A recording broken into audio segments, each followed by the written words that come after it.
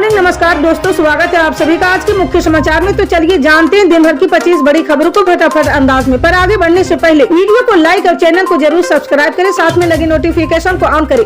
चलिए video start करते हैं। आपको बता दें कि कर्नाटक के उप मुख्यमंत्री और कर्नाटक प्रदेश कांग्रेस अध्यक्ष DK शिव कुमार ने कहा कि चुनाव में इंडिया गठबंधन को 300 सीटें मिलेगी। प्रधानमंत्री का चुनाव गठबंधन के सांसद करेंगे। जी हां, वो गुरुवार को लखनऊ में मॉल एवेन्यू स्थित प्रदेश कांग्रेस मुख्यालय में पत्रकारों से बातचीत कर रहे थे। उन्होंने कहा कि कांग्रेस सामूहिक नेतृत्व में विश्वास करती है। चुनाव के बाद गठबंधन के सभी सहयोगी दल एक साथ बैठकर फैसला लेंगे। जी हां, उन्होंने यूपीए सरकार के समय डॉक्टर मनमोहन सिंह को प्रधानमंत्री चुने जाने की प्रक्रिया का जिक्र भी किया है। शिव कुमार ने कहा कि राहुल गांधी और प्रियंका गांधी के कहने पर कर्नाटक में गारंटी कार्ड साइन करके जनता को दिया गया था। कर्नाटक में सरकार बनते ही सभी गारंटी लागू कर दी गई थी। कर्नाटक में 10 किलोग्राम राशन पहले से दिया जा रहा, अब इसे पूरे देश में देने की गारंटी कांग्रेस ने दी है। उन्होंने कहा कि प्रधानमंत्री सांप्रदायिक ध्रुवीकरण के लिए मुस्लिम आरक्षण का मुद्दा उठा रहे हैं। वो जान गए कि भाजपा चुनाव में मैजिक नंबर नहीं पाने जा रही। देश की प्रगति, भलाई और शांति के लिए इंडिया गठबंधन की सरकार जरूरी है। आपको बता दें कि समाजवादी पार्टी के राष्ट्रीय अध्यक्ष अखिलेश यादव ने बांदा के अत्तरा कस्बे में सपा प्रत्याशी कृष्णा पटेल के पक्ष में चुनावी जनसभा को संबोधित करते हुए बीजेपी पर निशाना साधा है। जी हां, सपा मुखिया अखिलेश यादव ने कहा कि बुंदेलखंड की जनता ने जितना धोखा पाया है, इस बार जनता भारतीय जनता पार्टी के अहंकार को खंड खंड करने का काम करेगी।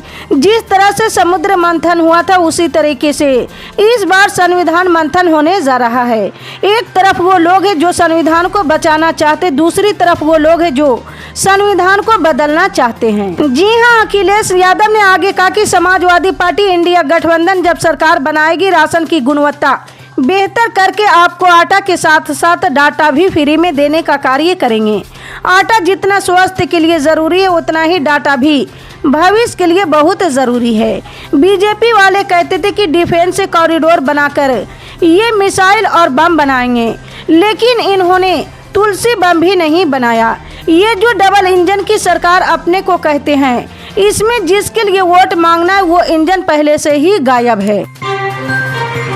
आपको बता दें कि हिमाचल प्रदेश के विधानसभा उपचुनाव में सूरज के बढ़ते हुए तापमान के साथ साथ राजनीतिक तापमान भी प्रचंड होता जा रहा। जी हां, आरोप प्रत्यारोप का दौर तीखा और तूफानी होता जा रहा। इसी का एक प्रमाण दिखाई दिया कुटलेहड़ विधानसभा क्षेत्र में, जहां से कांग्रेस के प्रत्याशी विवेक शर्मा ने अपने प्रतिद्वंदी देवेंद्र भुट्टो पर तीखे और गंभीर आरोप लगाए हैं। जी हां, कांग्रेस उम्मीदवार ने रोड टू रोड कैंपेन के दौरान लोगों से कांग्रेस के पक्ष में वोट मांगे। इस दौरान मीडिया से बात करते हुए उन्होंने भाजपा प्रत्याशी देवेंद्र भुट्टो पर तीखा हमला बोला है। विवेक शर्मा ने राजनीतिक में आने पर सबका अगला पिछला इतिहास उजागर किए जाने का जिक्र करते हुए भुट्टो का भी सारा चिट्ठा खोलने का दावा किया है। जी हां, उन्होंने भुट्टो के कुछ चुनावी वादों का जिक्र करते हुए उन पर एक तरफ जहां जनता से किए वादे पूरे नहीं किए जाने का आरोप लगाया, तो वहीं कांग्रेस प्रत्याशी ने अपने प्रतिद्वंदी के पुराने काम का जिक्र करते हुए उनकी संपत्ति की ईमानदारी से जुड़े होने पर भी सवाल खड़े किए हैं। आपको बता दें कि बीजेपी ने 2024 लोकसभा चुनाव में पंजाब से भी बहुत उम्मीदें पाल रखी है। हालांकि पंजाब में बीजेपी का अब तक सर्वश्रेष्ठ प्रदर्शन 3 लोकसभा सीट जीतने का ही रहा। जी हां, 1998 और 2004 के लोकसभा चुनाव में बीजेपी 3-3 सीट जीतने में सफल हुई थी, पर इस बार पंजाब की कुल 13 सीटों पर बीजेपी पहली बार चुनाव लड़ रही और अधिक की उम्मीद कर रही। जी हां, पंजाब की राजनीतिक में इस बार कोई गठबंधन नहीं है। सभी राजनीतिक दल अपने अपने राजनीतिक अकेले ही कर रहे हैं। दशकों के साथ ही अकाली दल और बीजेपी का साथ इस बार नहीं है। यही हाल कांग्रेस और आम आदमी पार्टी का भी है। जी हां, दिल्ली में एक साथ चुनाव लड़ रही ये दोनों पार्टियां पंजाब में एक दूसरे के विरोधी हैं।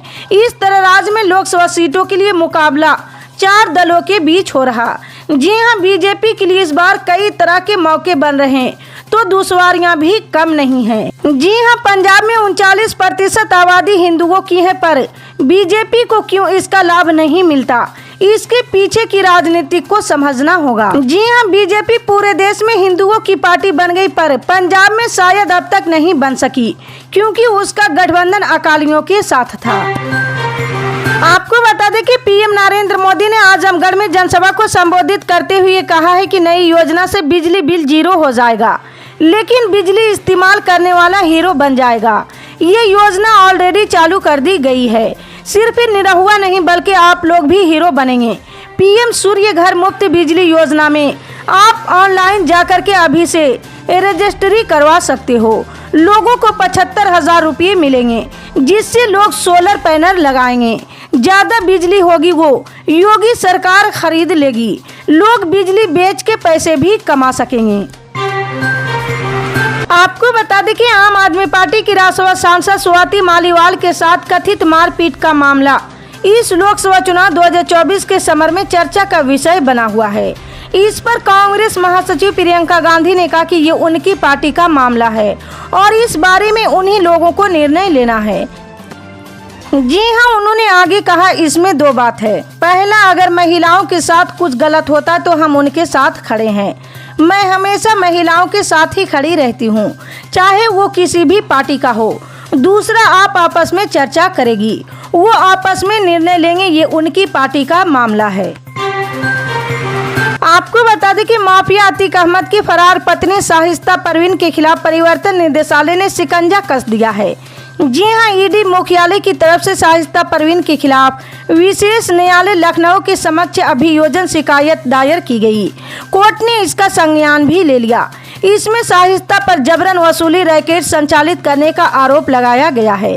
जी हां, प्रयागराज में पिछले साल फरवरी में हुए सनसनीखेज उमेशपाल हत्याकांड के बाद से ही शाहिस्ता फरार चल रही।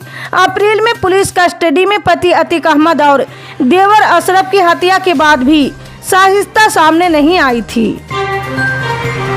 आपको बता दें कि वर्तमान समय में पंजाब में रोजगार के क्षेत्र में कुल 37% आरक्षण दिया गया है, जिसमें 25% अनुसूचित जाति को और 12% आरक्षण अन्य पिछड़ा वर्ग के लोगों को दिया गया है।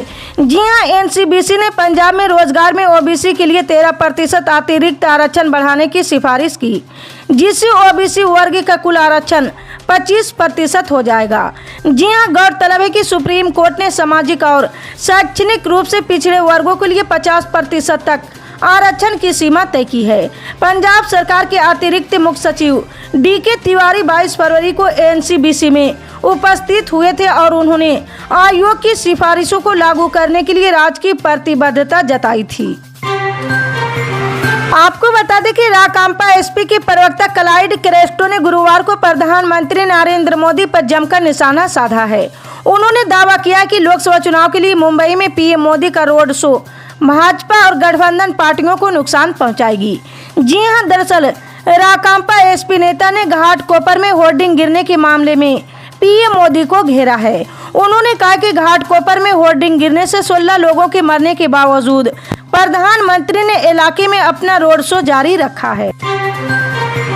आपको बता दें कि देश की राजधानी दिल्ली में गर्मी तेजी से बढ़ रही। यहाँ का तापमान 42 डिग्री का आंकड़ा पार कर चुका है और जल्द ही ये 45 डिग्री से आगे बढ़ने वाला है और इस सीजन में पहली बार लू भी सताने वाला है।